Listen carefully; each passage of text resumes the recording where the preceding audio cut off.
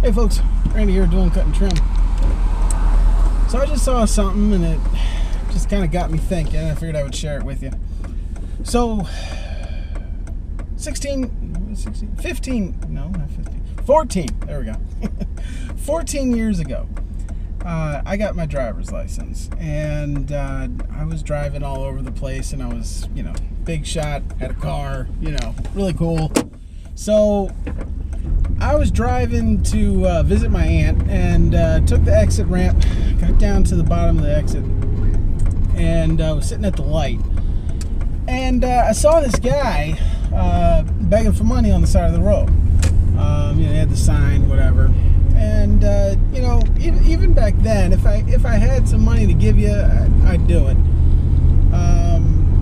But for whatever reason, I decided I would be helpful to this guy and offer him some unsolicited advice.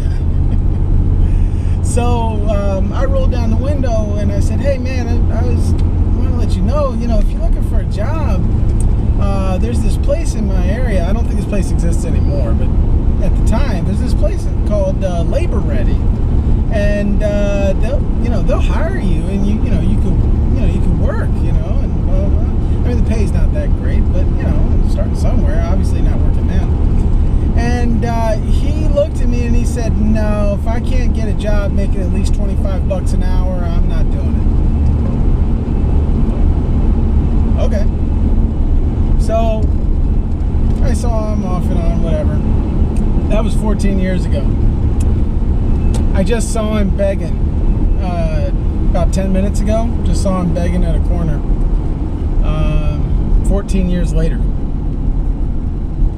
And it got me thinking, we want to go, it seems like everybody wants to go from nothing to great without having to take any of the steps in between to get there. The difference between mile marker 0 and mile marker 10 is mile marker number 1, mile marker number 2, number 3, number 4, number 5, and you got to pass all those markers in order to get to number 10. There's no way around it. You can't just skip to 10. And that guy, there's nothing unique about that guy. He's not the only person that has that attitude.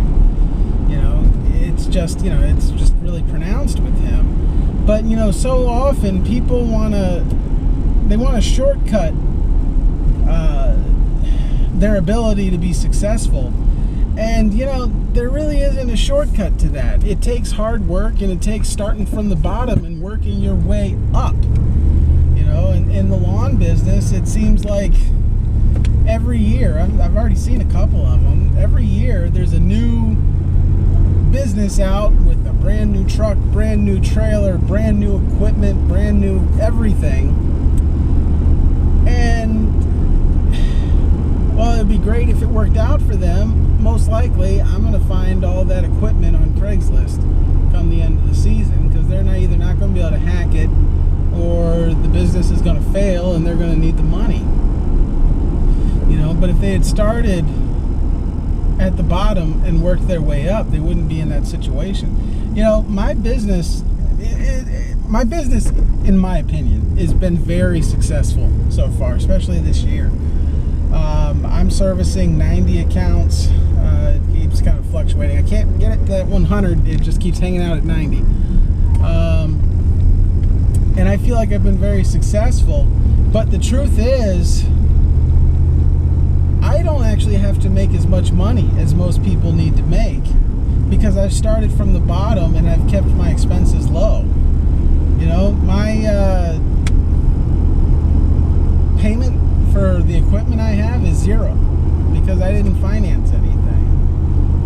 I drive a truck that's not that great, but it gets the job done. I use a mower that's got its problems, but it gets the job done. And I use equipment and I fix what I've got instead of buying new. And those things allow me to stay maneuverable and to be successful, more successful than people who have more properties than I do, just because I don't have to, I'm not dealing with the same stressors and issues. because I started from the bottom, literally, you know, with battery operated equipment and, you know, busted push mower, and I was able to work my way up. Because of that,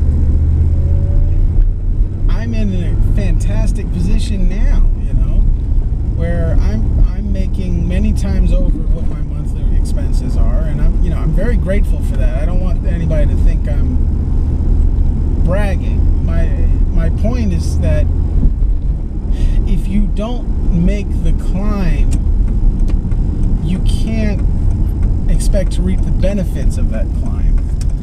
You know, like that guy that I started this video off talking about. I mean, that guy, he didn't want to start at the bottom. He wanted to just skip to an excellent position. But there, you have to do the work to get to that position, and he wasn't willing to do that. And as a result, here we are 14 years later, and he has not progressed at all because he's waiting for that opportunity instead of creating the opportunity for himself and going for it. You know, I feel bad for the guy. Like, part of me wants to go up to him and be like, hey, you know, we had this conversation, but I don't think there would be any benefit to that. I think, oh, that's not even a road. I think I think he's probably still entrenched in that same thought pattern, and I feel bad for him. You know? But I mean, that's the life he chose. You know, it's his business. So I just, you know, that was kind of on my mind. I just figured I would share it with you guys. You know, if you guys that are first starting out in the business and your setup's not that great, be grateful for the fact that you're going to have to fight and struggle and learn. And you're going to learn a lot of hard lessons. But every single day you're going to get better, and you're going to get more proficient in what you do, and you're going to become a better person from having to climb. You know, these guys that are just able to wave the magic wand at their dealer and just have all the equipment that they need, they didn't do themselves any favors, because you know what? A lot of these guys, they can't service their equipment. They have no idea how any of this stuff works. And as soon as something breaks, it's panic mode because they don't know what to do. So just appreciate the fact that, you know, if you're climbing, that's good, man. And if it's hard, that's also good. Because, you know, it's a stupid phrase, but it's true. You know, I hate that I'm even saying it. But what doesn't kill you is going to make you stronger. You know, and by you working hard and not giving up, you're making yourself stronger and stronger. You know, there's things that my first year in business that destroyed my day, and I didn't know how I was going to make it through. Now it doesn't even register as a problem in my mind. It's just, okay, gotta deal with that. You know, where, you know, and it keeps going that way. You know, like I remember the ignition module went out on my mower a couple months into the season of my first year, and I thought my world had come to an end. I didn't know what I was gonna do. I didn't know how I was gonna get this fixed. You know, I just had no clue. Now, if that happened, it's an inconvenience. It's annoying. That's it. You know, when I didn't know how to, you know, restring a recoil, you know, that really ruined my day. Now, just whatever, just something I gotta deal with. You know. Oh, and I just totally screwed that up. Sorry. Shouldn't record these videos while I'm driving. So, anyway, I'm going to end it now because I'm obviously getting a little distracted. But just, you know, don't be afraid to climb. Don't be afraid to start from the bottom. Because the truth is, I'm nowhere near the top, but dude, I'm probably still closer to the bottom than I am the top. But dude, I'm not gonna put any numbers out there, but bro, I'm making serious bank here, man. So I don't know, just keep plugging. plugging, and don't be like that homeless guy. You know, don't be 15 years later still waiting for somebody to give you a shot. Make your own shot, make it happen. Work your butt off, get frustrated, get upset, and then reap the rewards of it. Ready with doing cut and trim? Have a good one.